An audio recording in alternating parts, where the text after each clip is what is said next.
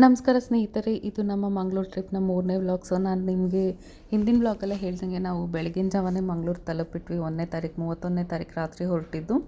So on the way ನಮ್ಮದು 10 ಗಂಟೆ check in ಇದೆ ನಮ್ಮ ಹೋಟ್ಲಲ್ಲಿ. ಅದಕ್ಕೆ ನಾವು ಸ್ವಲ್ಪ ದಾರಿಯಲ್ಲೇ ಟೈಮ್ ಪಾಸ್ ಮಾಡ್ಕೊಂಡು ಹೋಗ್ತಾ ಇದ್ದೀವಿ. ದಾರಿಯಲ್ಲೇ ನಮಗೆ ಪಡುಬಿದ್ರೆ ಬೀಚ್ ಸಿಕ್ತು.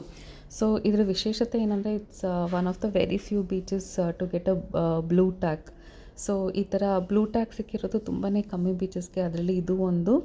So it's a very nice beach, ತುಂಬಾ ಕ್ಲೀನಾಗಿ ಮೇಂಟೈನ್ ಮಾಡಿರುವಂಥ ಬೀಚ್. ಸೊ ಇದು ಒಂಥರ ಕರಾವಳಿಯ ಒಂದು ಅತ್ಯಂತ ಸುಂದರ ಮತ್ತು ಶಾಂತವಾದ ಕಡಲ ತೀರ ಅಂತಲೇ ಹೇಳ್ಬೋದು. ಮಂಗಳೂರಿಗೆ ಹತ್ತಿರ ಇದೆ, ಗದ್ದಲದಿಂದ ದೂರ ಇದೆ, ಆಮೇಲೆ ಪ್ರಕೃತಿಯ ಮಡಲಲ್ಲಿ ವಿಶ್ರಾಂತಿ ಬೇಕಾದವ್ರಿಗೆ ಇದು ಒಂದು ಪರ್ಫೆಕ್ಟ್ ಜಾಗ ಅಂತಲೇ ಹೇಳ್ಬೋದು. ಸೊ ನೀವಿಲ್ಲಿ ನೋಡ್ತಿರೋ ಹಾಗೆ ಇಲ್ಲಿ ಒಂಥರ ಸ್ವಚ್ಛವಾದ ಮರಳು ನೋಡ್ಬೋದು, ಆಮೇಲೆ ನೀಲಿ ಸಮುದ್ರ ಮತ್ತು ನೇರವಾಗಿ ಕಾಣೋ ಸೂರ್ಯೋದಯ ಮತ್ತು ಸೂರ್ಯಾಸ್ತದ ದೃಶ್ಯಗಳು ನಿಜವಾಗ್ಲೂ ಮನಸ್ಸಿಗೆ ಅಪಾರವಾದ ಶಾಂತಿನ ನೀಡುತ್ತೆ. ಅದರಲ್ಲೂ ಬೆಳಗಿನ ಸಮಯದಲ್ಲಿ ಸಮುದ್ರದ ಅಲೆಗಳ ಶಬ್ದ, ತಾಜಾ ಗಾಳಿ ಇದೆಲ್ಲ ನಿಜವಾಗ್ಲೂ ಮನಸ್ಸನ್ನು ಹಗುರವಾಗಿಸುತ್ತೆ. ಸೊ ನಮ್ಮ ಬ್ಯುಸಿ ಲೈಫಿಂದ ನಿಮಗೇನಾದ್ರು ಎಸ್ಕೇಪ್ ಬೇಕಂದರೆ ಇದೊಂದು ಪರ್ಫೆಕ್ಟ್ ಪ್ಲೇಸ್ ಅಂತಲೇ ಹೇಳ್ಬೋದು.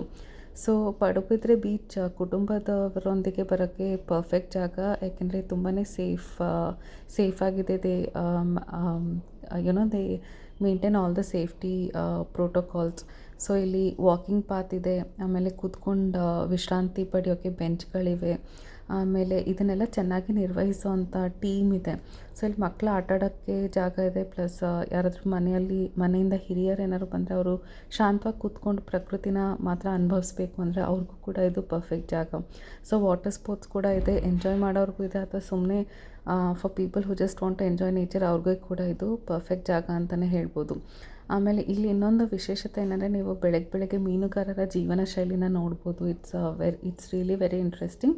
ಬೆಳಗಿನ ಸಮಯದಲ್ಲಿ ದೋಣಿಗಳು ಸಮುದ್ರಕ್ಕೆ ತೆರಳೋ ದೃಶ್ಯಗಳು ನಮಗೆ ಕರಾವಳಿಯ ಸಂಸ್ಕೃತಿನ ನೆನಪಿಸುತ್ತವೆ. ಆಮೇಲೆ ಹತ್ತಿರದಲ್ಲೇ ಸಿಗುವ ತಾಜಾ ಸೀ ಫುಡ್ ಇಲ್ಲಿನ ವಿಶೇಷತೆ. ಸೊ ನೀವೇನಾದ್ರು ನಾನ್ ವೆಜಿಟೇರಿಯನ್ ಆಗಿದ್ದು ನಿಮಗೆ ಸೀ ಫುಡ್ ಇಷ್ಟ ಅಂದರೆ ಅವ್ರಿಗೆ ಕೂಡ ಇದು ಒಳ್ಳೆ ಜಾಗ ಅಂತ ಹೇಳ್ಬೋದು. ಸೊ ನೀವೇನಾದ್ರು ಮಂಗಳೂರಿಂದ ಉಡುಪಿ ಕಡೆ ಪ್ರವಾಸನ ಪ್ಲ್ಯಾನ್ ಮಾಡ್ತಾಯಿದ್ರೆ ಪಡುಬಿದ್ರೆ ಬೀಚನ್ನ ಮಾತ್ರ ಖಂಡಿತ ಮಿಸ್ ಮಾಡ್ದೇ ಭೇಟಿ ನೀಡಿ. ಪ್ರಕೃತಿ ಶಾಂತಿ ಮತ್ತು ಸರಳ ಸೌಂದರ್ಯ ನಿಮಗೆ ಎಲ್ಲ ಒಂದೇ ಕಡೆ ನೀವು ಅನುಭವಿಸ್ಬೋದು. ಸೊ ಈ ವ್ಲಾಗ್ ಏನಾದ್ರು ನಿಮಗೆ ಇಷ್ಟ ಆದರೆ ಖಂಡಿತ ಲೈಕ್ ಮಾಡಿ, ಶೇರ್ ಮಾಡಿ ಮತ್ತು ಫಾಲೋ ಮಾಡೋದನ್ನು ಮರೆಯಬೇಡಿ. ಮತ್ತೆ ಭೇಟಿ ಮಾಡೋಣ.